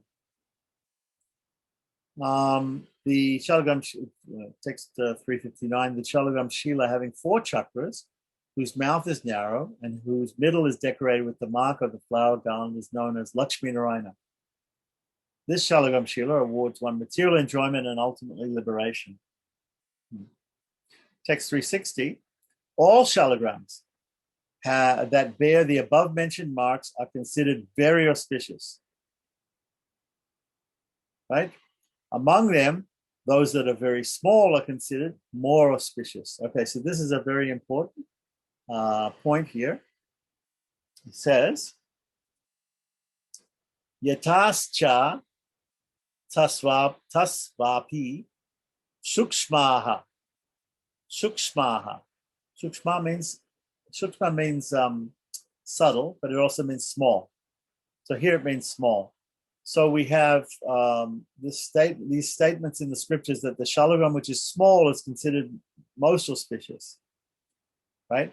So the markings are auspicious, but if there are markings on a small Shalagram, it's even more auspicious because the small Shalagram is more auspicious. Now, why would a small Shalagram be more auspicious? Now, a practical reason is when we have a big deity or a big Shalagram, it takes a lot to worship a big Shalagram. If we want to offer a bath in ghee, a bath in in milk, a bath in yogurt, a bath in honey, like that. It takes a lot of honey to make a bath for a big deity, like that.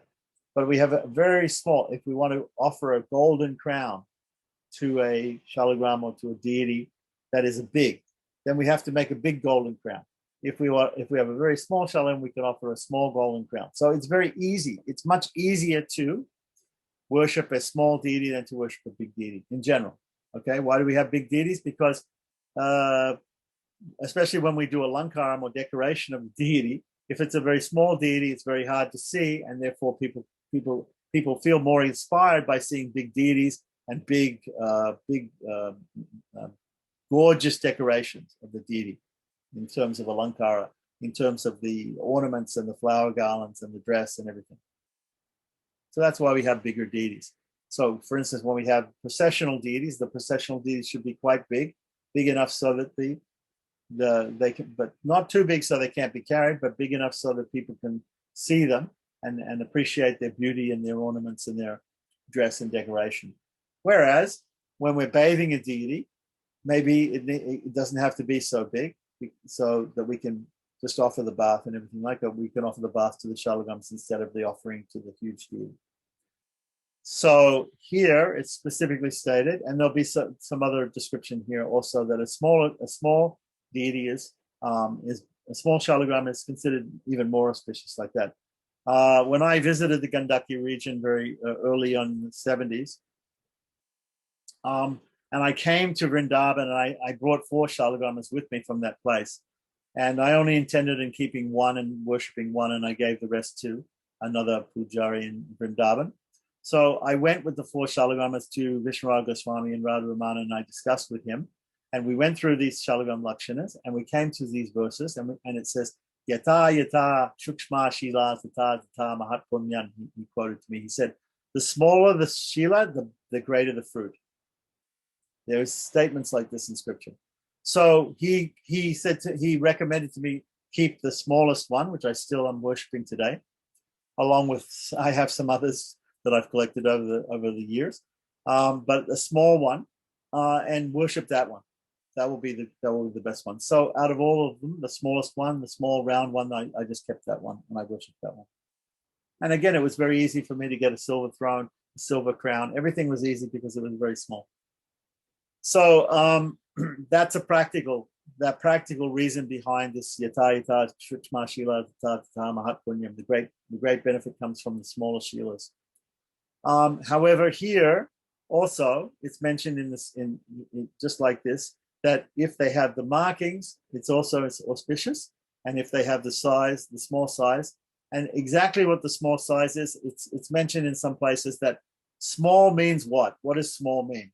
Because small is, a house is smaller than a city, so it doesn't mean the house is small, right? So, relatively speaking, small here, when we talk about shalagrams, means if it's like an amalaki, like I told you, the Indian gooseberry, like a grape size, or it can be held within the palm of one hand. If you can hold it in the palm of your hand, or even close your hand on it, like that, is considered small. If you cannot hold it within the palm of one hand, it's not small with shalagrams. Just a rule of thumb, okay, to explain about when they say small here, what does it mean? So I've seen some shilas that people, especially this Govardhan Shila, I've seen some people got a big Govardhan Shila, which is much bigger than maybe you can't even lift that Shila. It's so heavy. And there's a Shalagram Mandir in Loy Bazaar in Vrindavan, where they have 2 big cannonball size, huge shalagrams that have come from the Gandaki River in Nepal. But normally we don't see such big shalagrams of worship, usually smaller. So small shalagram, one of the things about shalagram is it's small, normally small. For practical reasons and also for reasons that are mentioned in the scripture, should be small. So all shalagram shilas that bear these above mentioned marks, which have been all mentioned, right, are very auspicious, right? So you may have a shalagram that doesn't have any of these marks. It still is a stone coming from Gandaki. It's still auspicious, but maybe, as was said in one of those, some people consider that the primary ones have more of these markings or whatever it is like that. We shouldn't, however, think that if we have a shalagram that doesn't have so many fancy marks or colors or shapes or whatever, as I mentioned here, that it's not worshipable or that it's not the best shalagram for us. If we have devotion and if we want to worship the Lord, even if we have a shalagram that doesn't have any of these marks, doesn't have any of these fancy colors or shapes, still that is the best shalagram for us. So we should. There's a lot to be said also for not examining shalagrams to look for the faults or merits or demerits of shalagrams. It's considered to be offensive also to look at the deity and compare one deity to another deity and say, oh, this deity is better because this deity is like this or whatever, or that shalagram is better because that shalagram is like that. No, they're all the Supreme Personality of Godhead. They all have all of his Ananta Kalyana Gunas, his unlimited auspicious qualities, and they are all the best for us to worship according to our inclination. So that's fine. So continuing on with text 361, we have a conversation between the Supreme Lord and Brahma, again in the Padma Purana. And here's this verse that he quoted to me, given directly. Yata shila shukshma. Okay, it's shila shukshma, but the way he quoted it to me was Yata shukshma shila. Same thing. The smaller. Mahat punyam tata tata. So I said Yata shukshma shila tata tata mahat punyam. Here it's given exactly as Yata shila shukshma mahat punyam tata tata. So you can quote that to people. Those people say, oh, I want to get a big governance shila, I want to get a big shalagram. Like that. No. Here, Hari Bhakti Vilasa says, text 361, 5361. Yata shila shukshma mahat punyam tata tata. Quote it to people. Let them know.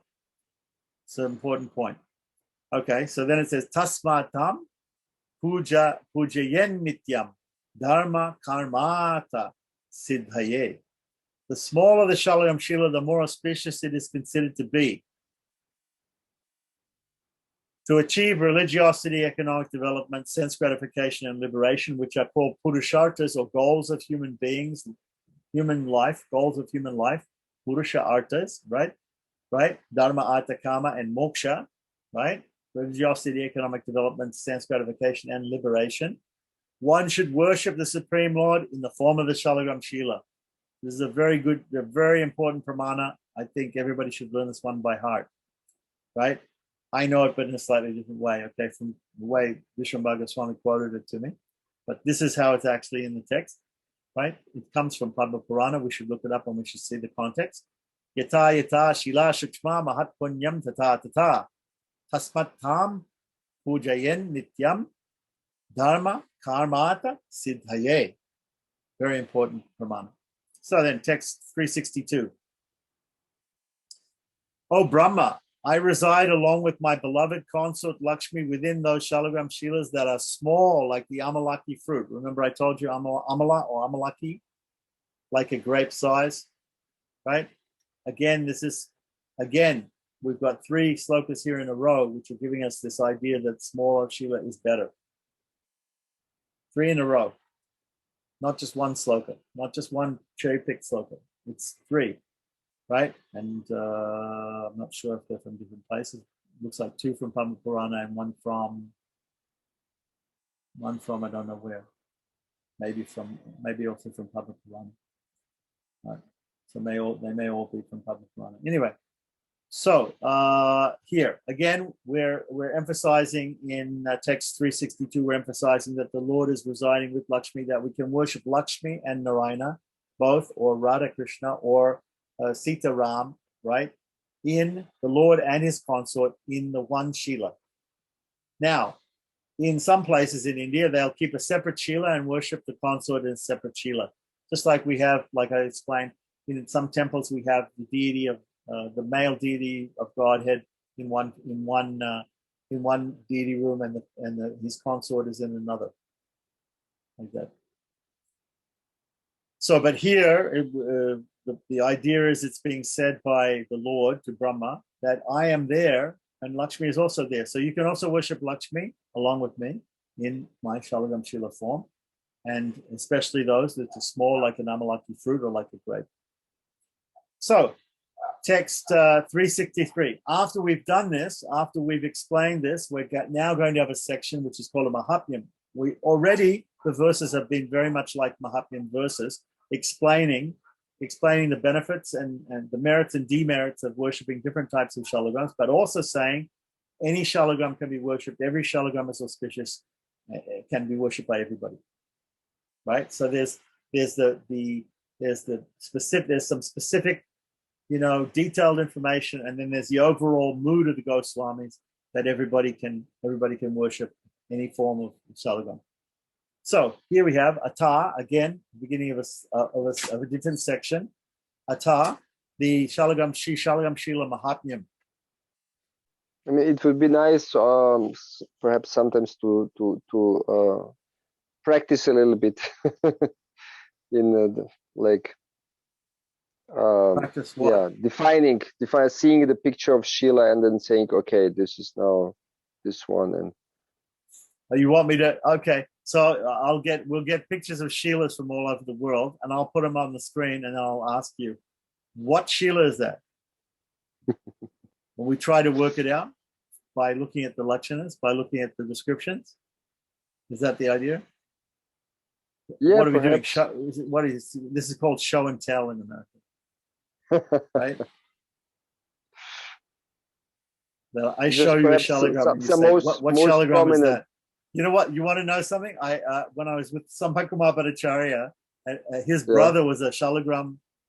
His brother was a Narasimha worshipper. He loved Narasimha. His brother was like totally into Narasimha. He even had a beard and he looked like Narasimha. Okay. When he went to install the deities in Hyderabad, ISKCON Hyderabad for Prabhupada, his brother acted like Narasimha, went into a Narasimha trance. Narasimha entered his body and he acted like Narasimha in the middle of the kirtan. Okay. So this guy was totally into Narasimha.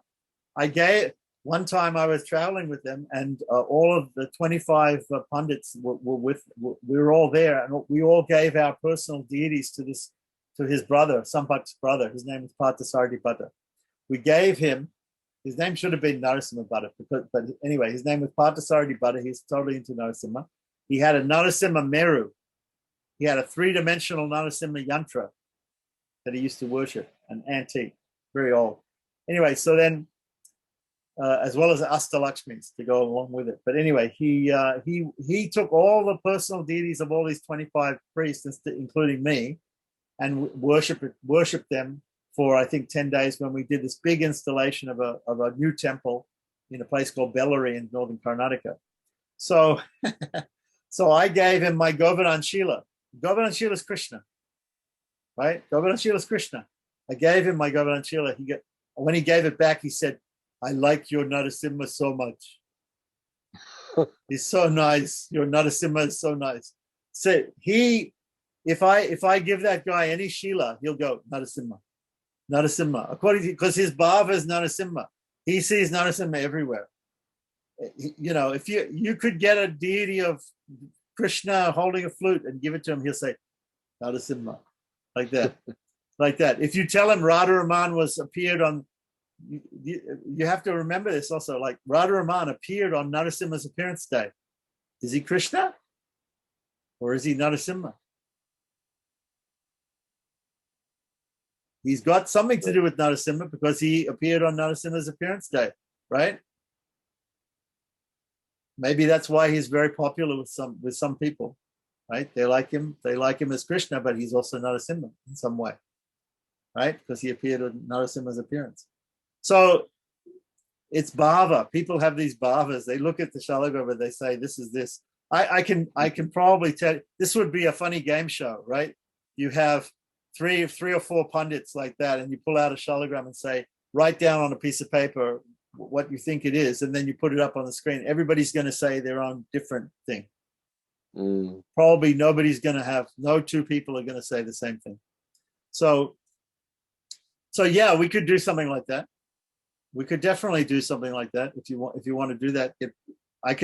There's a website run by a friend of mine in New Zealand called Jayatirtha Charan, and he gives pictures of shalagrams all over the world. that have been worshipped by different people, including mine.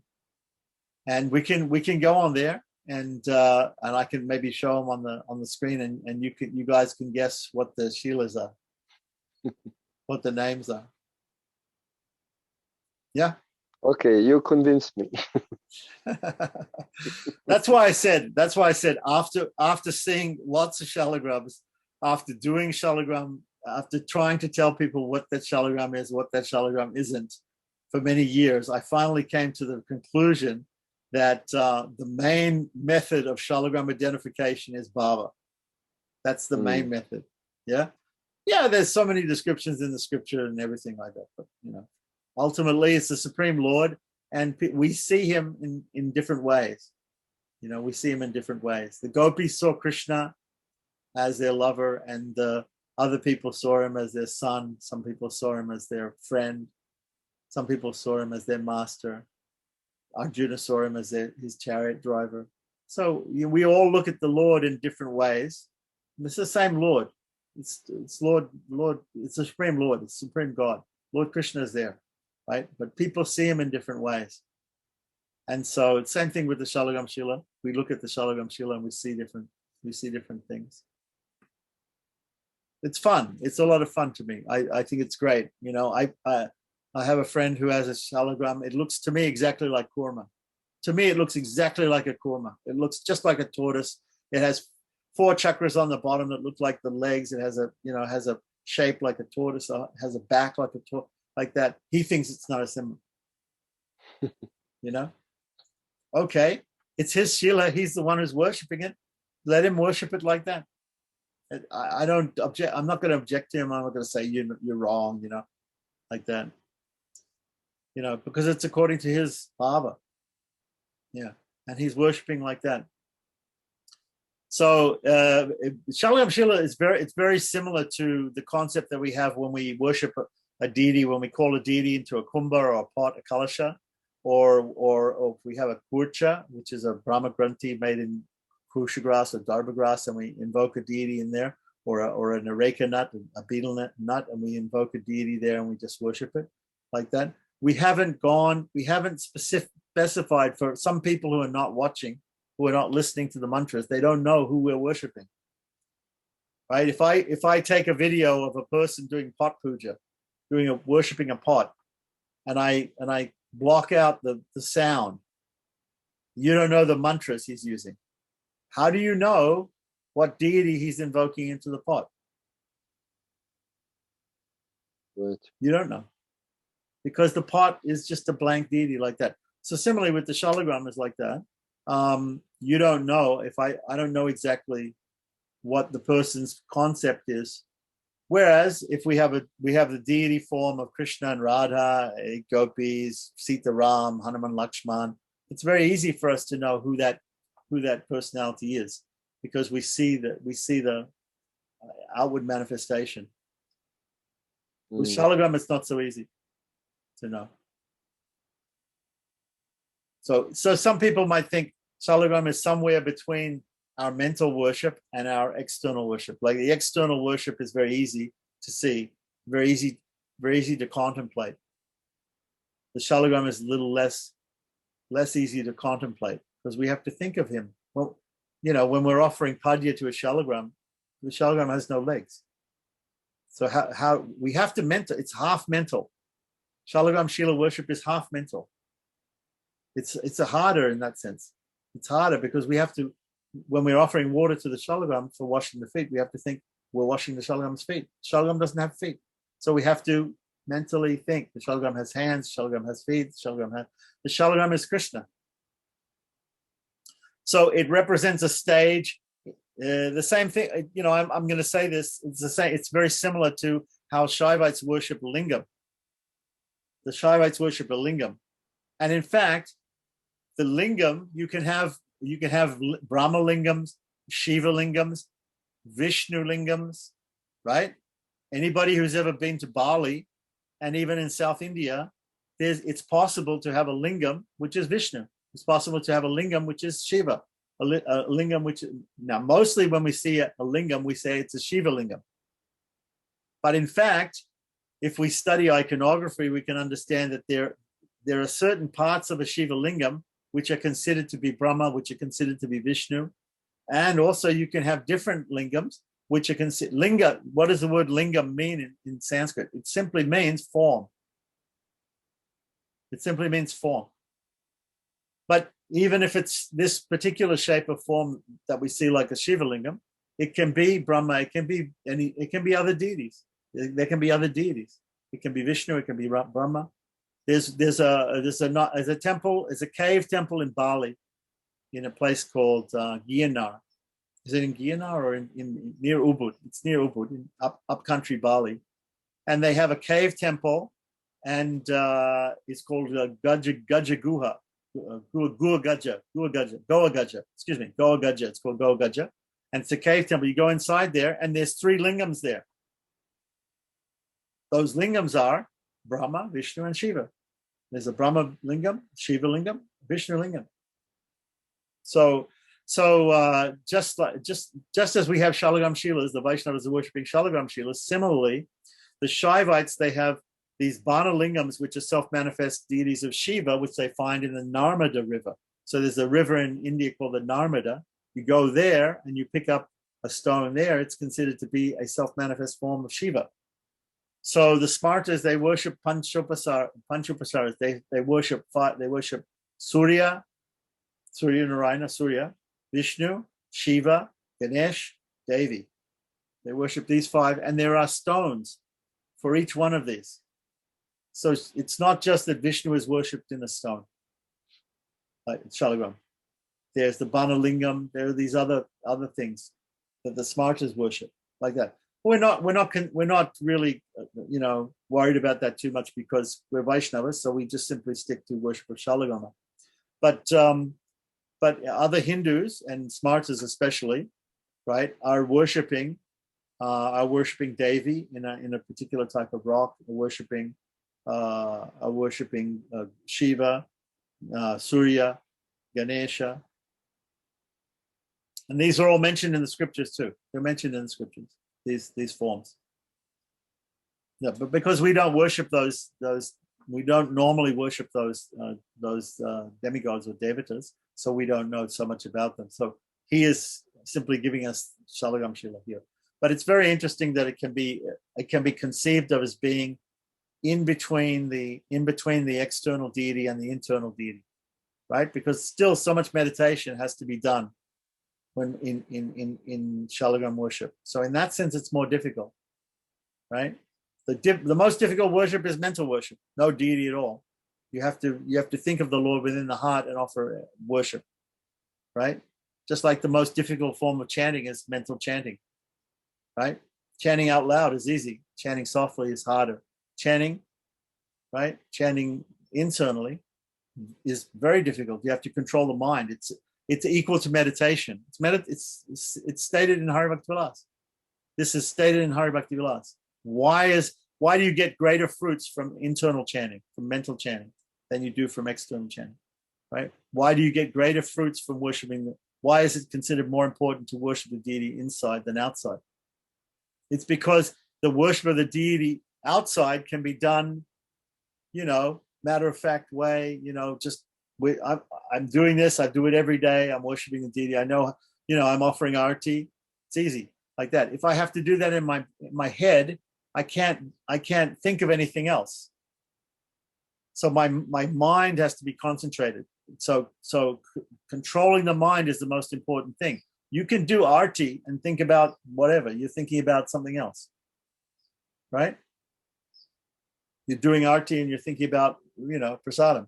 You're thinking about after, as soon as arati is finished, put the deity to sleep, I'm going to take prasadam. So you're thinking about something else. But you can't do mental arati and think about something else because that's what you're thinking about. So mental worship, mental chanting, and doing things in the mind gives greater results because it's more intense. It is meditation. It's absorption. It's what Ramanuja described as, he describes bhakti like this. It's like pouring a stream of oil. If you have 2 containers and you pour oil from one container to the other, It forms an unbroken stream. It's described in the scriptures as samadhi. That is what samadhi is. Samadhi is an unbroken stream of consciousness where we meditate upon the Lord or worshiping the Lord, right? Fully. So we do things externally, but our mind wanders. But when we do things internally, we have to concentrate. So there are many tricks in the scriptures about how to help us concentrate.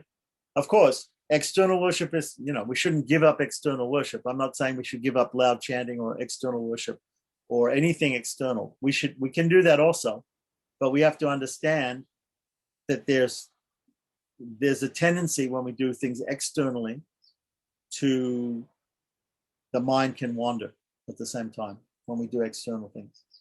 Okay, anyway, that's just the point about Shalagram Shila worship being somewhat, so like half in between mental worship and external worship of a deity. It has a little bit of each.